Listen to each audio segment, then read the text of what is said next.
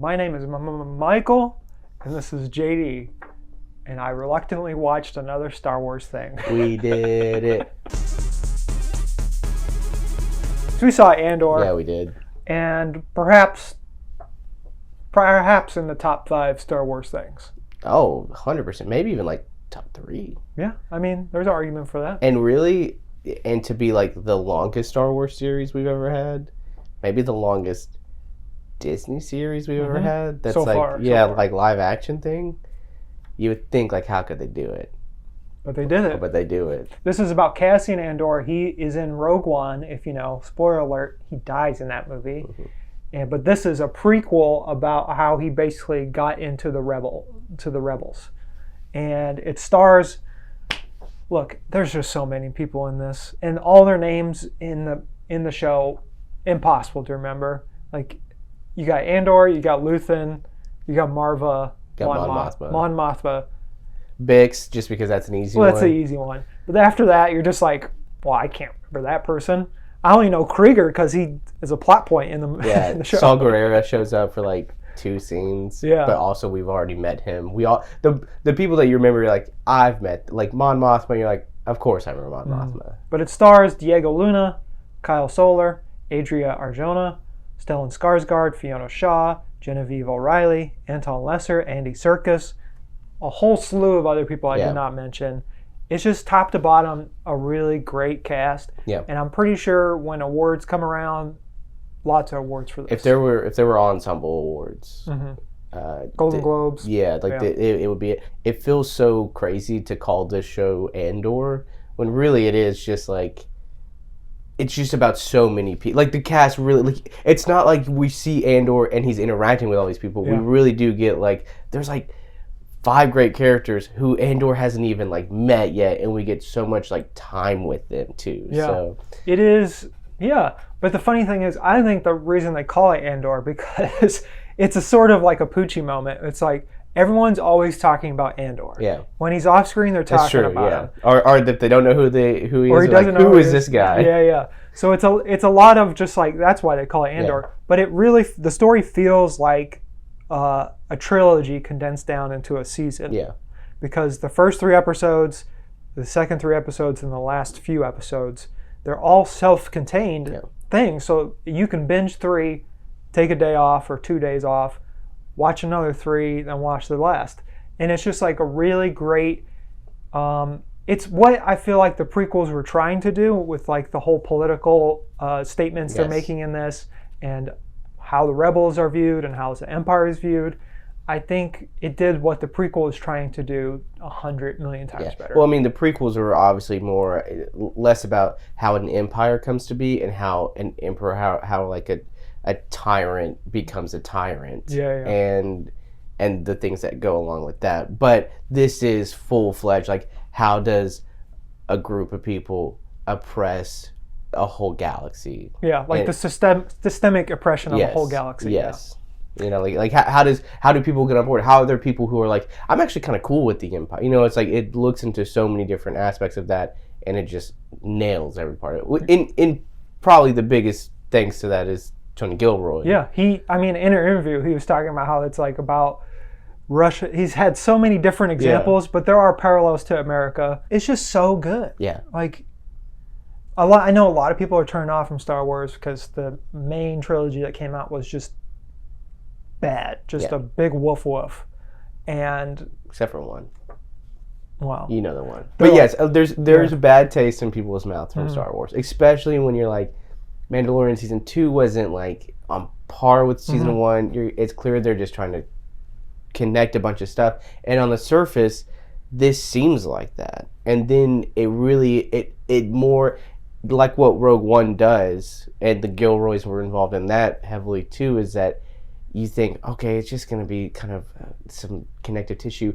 It makes what comes later, or technically what came before, even better. Like, New Hope feels even better because of Rogue One, and Rogue One feels, even right now, even though we haven't even finished Andor, you know, as a show, like, it feels a little bit even better because of Andor, because we were invested And it just you get a little context, and that's what these things should be about. I don't need to know how Boba Fett like got out of the Sarlacc pit. Like I need to know like how that story adds to the greater universe, and that's what's so good about the story. Now I want to talk specifically about Stellan Skarsgård's character, Luthen Rael.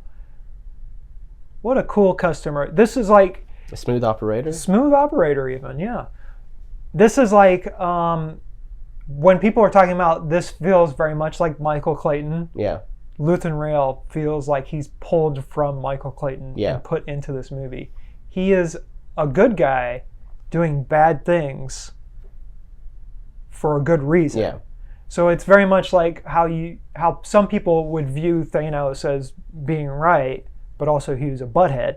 Luthen is doing it for the greater good. Yeah. So he's making some like sins along the way, but he's like trying to atone for it at the same time. And on that same, like the different side of that same coin is like you have Mon Mothma, who we are aware of, and they're such a perfect like foil to each other. Not even like foils on like opposite sides, just like the way that they go about this rebellion. Like Luthen is very like he doesn't have to work. No one really knows who he is really. Yet he still has this other persona just in case, and he's just very much like, listen, sacrifices have to be made. We have to do this.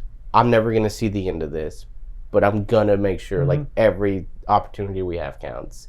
When Mon Mothma is very much like still wrestling with that, like she doesn't want to give up her morality a little bit or her family. You know, there are things that she can't give up, and so it's just really interesting that you have one character who's like, no, get rid of it. Like we're gonna have to burn ourselves to burn them. A lot of people see Congress and they see a lot of inaction. Yeah. And when you look at Mon Mothma on the surface, you see inaction.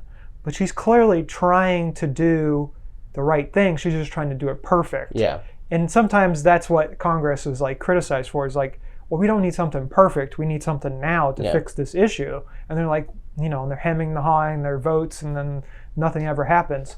So Mon Mothma is like a good personification of like how we feel about politics in America right now. Do you think this is like under Dave Filoni, this is like the slow, I guess it's in some ways the rebellion of the Star Wars, like slowly everything's going to be fixed? Is that what you think? It's tough because the Gilroys have a proven track record with Rogue One. There's a lot of like speculation about how much they were involved with the final product of Rogue One.